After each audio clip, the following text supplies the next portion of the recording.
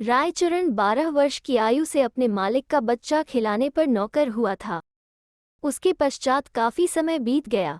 नन्हा बच्चा रायचरण की गोद से निकलकर स्कूल में प्रविष्ट हुआ, स्कूल से कॉलेज में पहुंचा, फिर एक सरकारी स्थान पर लग गया। किंतु रायचरण अब भी बच्चा खिलाता था। ये बच्चा उसकी गोद के पाले हुए अनुकूल बाबू का पुत्र था। बच्चा घुटनों के बल चलकर बाहर निकल जाता। जब रायचरण दौड़कर उसको पकड़ता तो वो रोता और अपने नन्हे नन्हे हाथों से रायचरण को मारता। रायचरण हंसकर कहता, हमारा भैया भी बड़ा होकर जज साहब बनेगा। जब वो रायचरण को चन्ना कहकर पुकारता तो उसका हृदय बहुत हर्षित होता। वो दोनों हाथ पृथ्वी पर टेककर घोड़ा बनता और बच्चा उसकी पीठ पर सवार हो जाता। इन्हीं दिनों अनुकूल बाबू की बदली पद्मा नदी के किनारे एक जिले में हो गई। नए स्थान की ओर जाते हुए कलकत्ते से उन्होंने अपने बच्चे के लिए मूल्यवान आभूषण और कपड़ों के अतिरिक्त एक छोटी सी सुंदर गाड़ी भी खरीदी। वर्षा ऋतु थी, कई दिनों से मूसलाधार वर्षा हो रही थी। ईश्वर ईश्वर करते हुए बादल फटे। संध्या का समय था। बच्चे ने बाहर जाने के लिए आग्रह किया। रायचरण उसे गाड़ी में बिठाकर बाहर ले गया। खेतों में पानी खूब भरा हुआ था। बच्चे ने फूलों का गुच्छा देखकर जिद की। रायचरण ने उसे बहलाना चाहा किंतु वह न माना। विवश रायचरण बच्चे का मन रखने के लिए घुटनों घुटनों पानी में फूल तोड़ने लगा। कई स्थानों पर उसके पांव कीचड़ में बुरी तरह धंस गए। बच्चा तनिक देर मौन गाड़ी में बैठा रहा, फिर उसका ध्यान लहराती हुई नदी की ओर गया। वो चुपके से गाड़ी से उतरा। पास ही एक लकड़ी पड़ी थी, उठा ली और भयानक नदी के तट पर पहुंचकर उसकी लहरों से खेलने लगा। नदी के शोर में ऐसा मालूम होता था कि नदी की चंचल और मुहजोर जल परियां सुंदर बच्चे को अपने साथ खेलने के लिए बुला रही हैं। रायचरण फूल लेकर वापस आया तो देखा गाड़ी खाली है। उसने इधर उधर देखा, पैरों के नीचे से धरती निकल गई। पागलों की भांति चहुओर देखने लगा।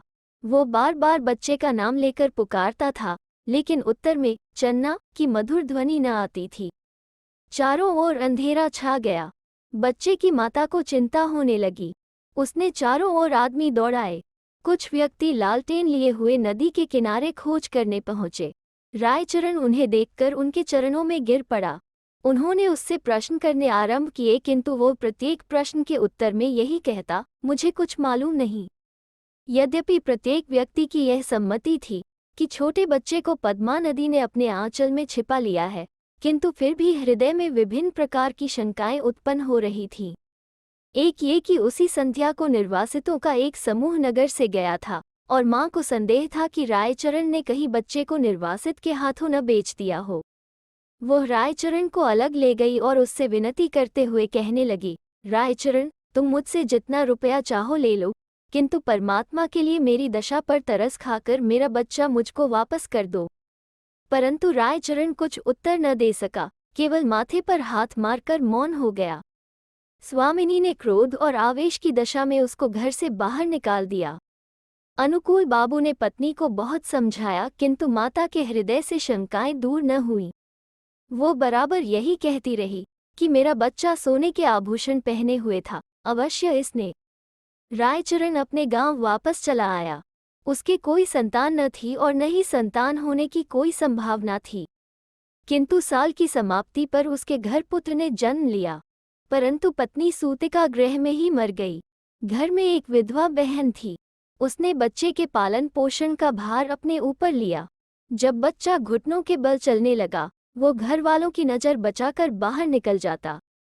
रायचरण जब उसे दौड़कर पकड़ता तो वो चंचलता से उसको मारता। उस समय रायचरण के नेत्रों के सामने अपने उस नन्हे मालिक की सूरत फिर जाती, जो पद्मा नदी की लहरों में लुप्त हो गया था। बच्चे की जबान खुली तो वो बाप को बाबा और बुआ को मामा इस ढंग से कहता था, जिस ढंग से रायचरण का नन्हा मालिक बोलता था। रायचरण उसकी आवाज से चौंक उठता। उसे पूर्ण विश्वास था कि उसके मालिक ने उसके घर में जन्म लिया है। इस विचार को निर्धारित करने के लिए उसके पास 3 प्रमाण थे। एक तो ये कि वो नन्हे मालिक की मृत्यु के थोड़े ही समय पश्चात उत्पन्न हुआ। दूसरे ये कि उसकी पत्नी वृद्ध हो गई थी और संतान उत्पत्ति की कोई आशा न थी। तीसरे ये कि बच्चे के बोलने का ढंग और उसकी संपूर्ण भाव भंगिमाएं नन्हे मालिक से मिलती जुलती थी। वो हर समय बच्चे की देखभाल में संलग्न रहता। उसे भय था कि उसका नन्हा मालिक फिर कहीं गायब न हो जाए। वो बच्चे के लिए एक गाड़ी लाया और अपनी पत्नी के आभूषण बेचकर बच्चे के लिए आभूषण बनवा दिए। वो उसे गाड़ी में बिठाकर प्रतिदिन वायु सेवन के लिए बाहर ले जाता था। धीरे धीरे दिन बीतते गए और बच्चा सयाना हो गया, परंतु इस लाड़ चाव में वो बहुत बिगड़ गया था।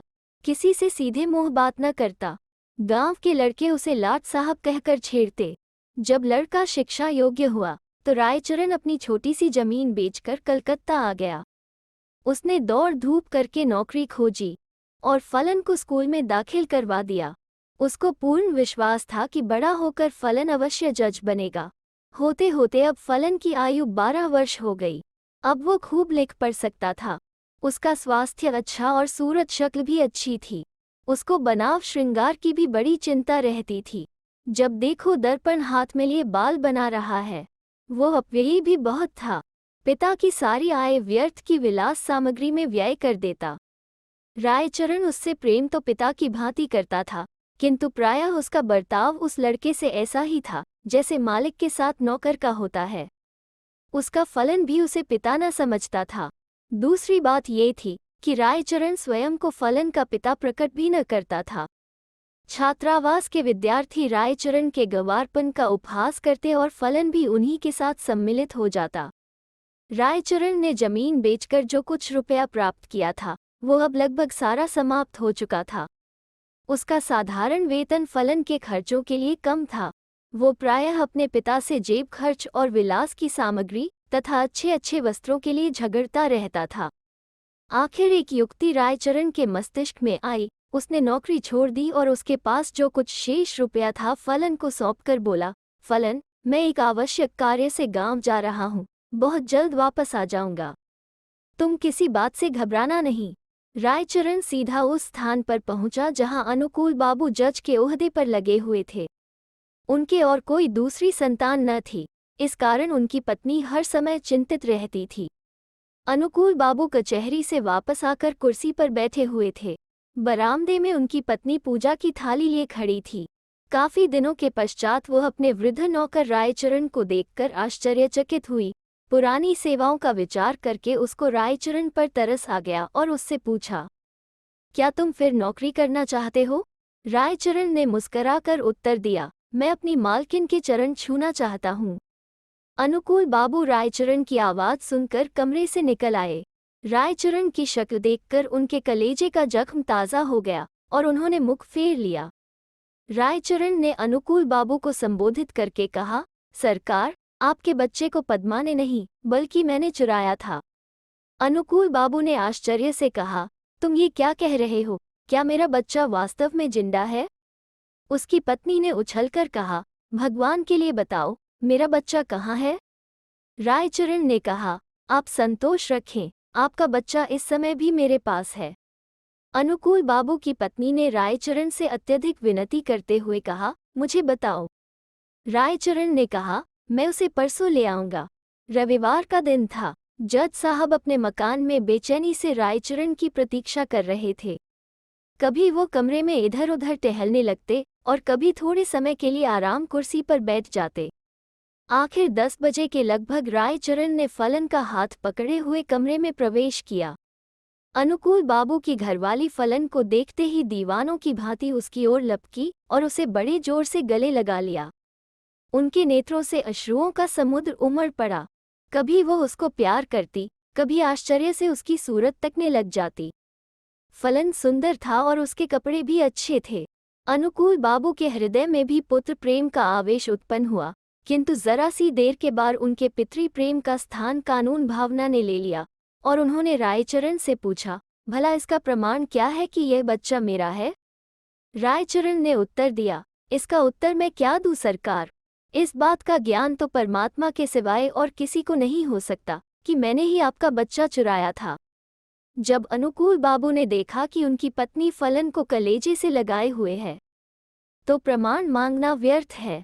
इसके अतिरिक्त उन्हें ध्यान आया कि इस गंवार को ऐसा सुंदर बच्चा कहाँ मिल सकता था और झूठ बोलने से क्या लाभ हो सकता है? सहसा उन्हें अपने वृद्ध नौकर की बेध्यानी याद आ गई और कानूनी मुद्रा में बोले, रायचरण, अब तुम यहाँ नहीं रह सकते। रायचरण ने ठंडी सांस भरकर कहा, सरकार, अब मैं कहाँ जाऊं? बूढ़ा हो गया हूं, अब मुझे कोई नौकर भी न रखेगा। भगवान के लिए अपने द्वार पर पड़ा रहने दीजिए। अनुकूल बाबू की पत्नी बोली, रहने दो, हमारा क्या नुकसान है? हमारा बच्चा भी इसे देखकर प्रसन्न रहेगा। किंतु अनुकूल बाबू की कानूनी नस भड़की हुई थी। उन्होंने तुरंत उत्तर दिया, नहीं, इसका अपराध बिल्कुल क्षमा नहीं किया जा सकता। रायचरण ने अनुकूल बाबू के पांव पकड़ते हुए कहा, सरकार, मुझे न निकालिए, मैंने आपका बच्चा नहीं चुराया था, बल्कि परमात्मा ने चुराया था। अनुकूल बाबू को गंवार की इस बात पर और भी अधिक क्रोध आ गया। बोले, नहीं, अब मैं तुम पर विश्वास नहीं कर सकता। तुमने मेरे साथ कृतघ्नता की है। रायचरण ने फिर कहा, सरकार, मेरा कुछ अपराध नहीं। अनुकूल बाबू त्योरियों पर बल डालकर कहने लगे, तो फिर किसका अपराध है? रायचरण ने उत्तर दिया, मेरे भाग्य का। परंतु शिक्षित व्यक्ति भाग्य का अस्तित्व स्वीकार नहीं कर सकता। फलन को जब मालूम हुआ कि वो वास्तव में एक धनी व्यक्ति का पुत्र है, तो उसे भी रायचरण की इस चेष्टा पर क्रोध आया कि उसने इतने दिनों तक क्यों उसे कष्ट में रखा। फिर रायचरण को देखकर उसे दया भी आ गई और उसने अनुकूल बाबू से कहा, पिताजी, इसको क्षमा कर दीजिए। यदि आप इसको अपने साथ नहीं रखना चाहते तो इसकी थोड़ी पेंशन कर दें। इतना सुनने के बाद रायचरण को लगा भीतर कुछ टूट गया है। अपने बेटे को अंतिम बार देखकर अनुकूल बाबू की कोठी से निकलकर चुपचाप कहीं चला गया। महीना समाप्त होने पर अनुकूल बाबू ने रायचरण के गांव कुछ रुपया भेजा, किंतु मनियार्डर वापस आ गया, क्योंकि गांव में अब इस नाम का कोई व्यक्ति न था।